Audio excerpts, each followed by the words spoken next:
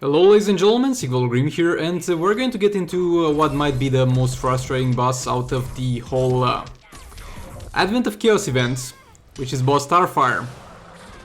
And the thing that annoys me the most about her, by the way, we're going to kill her and take a look at the rewards in this video, but the thing that annoys me the most about her is that there's a very few percentage of teams that work here. So yeah, Black Manta should do fine. I don't have Black Manta on this account. GG, well played, unlucky. League of Anarchy works well. If you have Raven, then it's gonna clean up this fight, but I don't have Raven on this account. And other than that, the only two teams that can work are pretty much League of Anarchy without Raven and King Team. Of course, if you have Raven, it's gonna do far better. But if you don't have Raven or Black Manta, the only two teams that you're going to be left with that actually do a decent amount of damage are going to be the King Team and the League of Anarchy team. And I wouldn't mind it too much if this would be like a tier 3 boss, because if it was a tier 3 boss, then you would be able to just use those two teams that do well over here and then carry the rest of your teams to the fights that are going to happen in the next tier sub-bosses, and this way you wouldn't lose damage, you wouldn't have frustrating fights where you just for some reason don't deal any damage even though you play your best. So yeah, I really don't like this. I'm really not a huge fan of this, and other than the King and the Harley Quinn pips, it was overall a frustrating experience, because no matter how well I played, it would be something like 10 million damage, even though I would have level 60 or level 70 gears well built characters. And that's because of the dump mechanic they introduced from this raid with stuff. I mean, it was in the previous raid with the Purple Armor Batman, but the thing with the Purple Armor Batman was the fact that he was a sub-boss, so you could split your other teams towards the other sub-bosses. Don't get me wrong, I really don't like not being able to do crits and lethals, but it's not the end of the world if it's on a sub-boss or even on a boss but not a tier 5 boss. If it's a tier 5 boss, you're not gonna be able to play your teams anywhere else. And I'm simply going to be forced to use my Bad Ninja team here, my Bad Ninja Catwoman, without Bad Ninja Robin in it, because he doesn't do anything without that lethal attack damage, and just do 10 million damage or something like that. Because the fact that their lethal attack damage doesn't work makes them deal no damage. And I could have a perfect fight. I could come and chop the crap out of her, do the exact same things that I should do, and at the end it wouldn't matter. It would just be a lower amount of damage, because whoever made boss Starfire decided that I should do a lower amount of damage over here for some reason, and I would have no control over doing more damage here. But yeah, it sucks. Thankfully I was able to kill boss Starfire easily enough in the time limit that we had in the soul raid event in Heroic 1. I mean, I had 2 fights left after she was dead to use. So that considered, I don't think it was too close. Would have been better if it was a safer margin of error. And yeah, again, if you do have Raven here and Harley Quinn, you're going to even be able to one-shot this. We've seen people one-shotting this. But if you don't have that, you're going to struggle, and the best teams that you're going to be able to use are going to be the League of Anarchy, the King team, and the Manta team. And the League of Anarchy and the Manta team are still going to do heavily reduced damage over here, even though they're going to be one of the best ones to use here. So you're left with a boss that really is able to be properly damaged by just 3 teams. And you have to use 6 teams against it, because there's no other place to use them.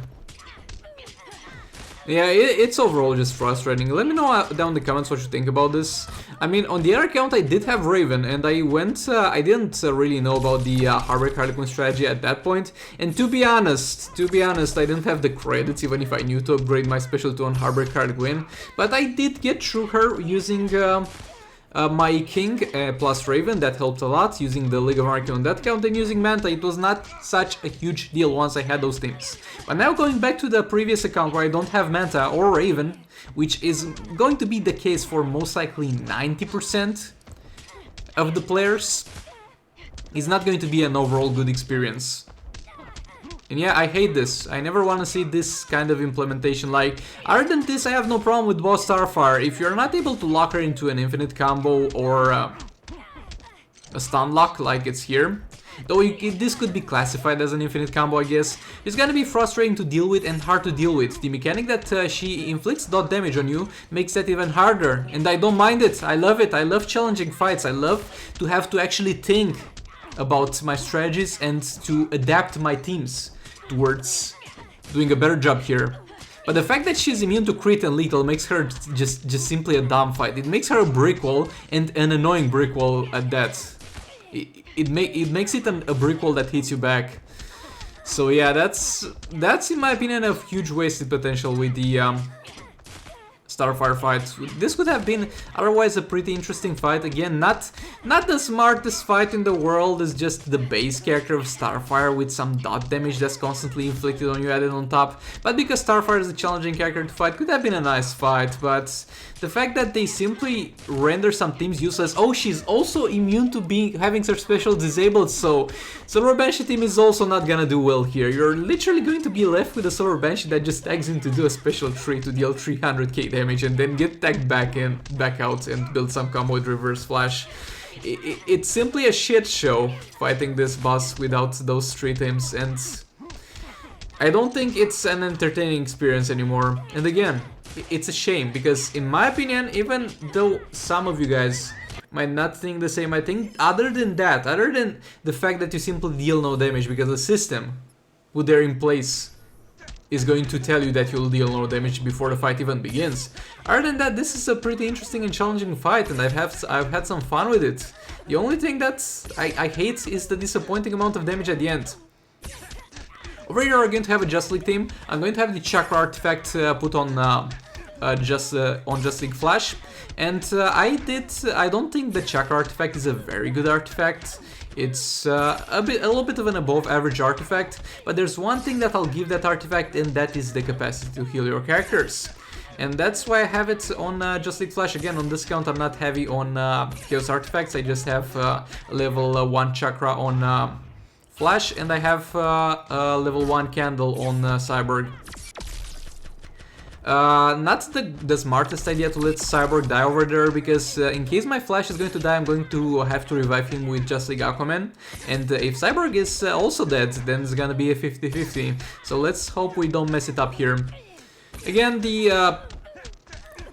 at this point the special tree is not really worth doing, but considering how much damage we deal on basic attacks, the basic attacks are not worth doing either. I don't even know why I'm fighting this, considering the damages that we get here. But nevertheless, we're going to soon enough trigger that Chakra. Keep in mind it's a level 1 Chakra. Though even at level 1, the percentages that it gives... Yeah, I messed up there. I messed up. I was streaming this fight as far as I remember. And I was simply talking to my streamer, oh, look, Chakra popped, and then I died. RIP. But yeah, the great thing about it is that it heals you a lot. And it's going to proc constantly. It's not like a Batman Ninja Gorilla Growth passive, which only triggers if you get below a certain threshold of health. And then if you never get above that, it doesn't trigger again. On this one, if you stayed on that amount, it will periodically trigger, and it's gonna be like, hey dude, you might want to heal. My dude, you might want to heal. Another special tree in there. And also, considering this, it might actually be somewhat of a decent artifact on like Manta. Though still, Sword of Salvation should be better, but I'm thinking that on Manta, you could actually purposefully stay low on health so that the effect of the Chakra constantly triggers and buffs your damage. Though I don't think it's still a huge damage buff or worthwhile doing if you have the Sword of Salvation, but it's something that you might want to consider. And yeah, the fact that she's combo interruptible is great. That if she was not combo interruptible, boy oh boy, this would have been arguably more annoying than the Rise of Krypton boss Superman fight. But she is thankfully combo interruptible. We got that triggered again, we're going to heal a bunch. Keep in mind I do have also a level 10 metahuman artifact on my Just League Aquaman. So that's also going to boost the healing. So it's not simply the healing from the Chakra, but also being boosted by that. And yeah, this is it for the Just League team. Overall, it was a decent match. I played well enough except for the point when I died, and there we go. We did a total of 8.4 million damage. That's amazing. Okay, now a quick cleanup from the League of Anarchy should do it. And yeah, if this boss was not stunnable, if it was stun resistant, then I don't know what we would have done here, but thankfully the League of Anarchy kinda works, so we're gonna be fine with that. And yeah, after all that grind, the rewards are kinda shit. I mean, look, if I needed Red Hood and I didn't have max shards for him, this would have been a good drop. Level 9 Metahuman Amulet would have been a good drop if I didn't have it already at level 10, and like 2 of them.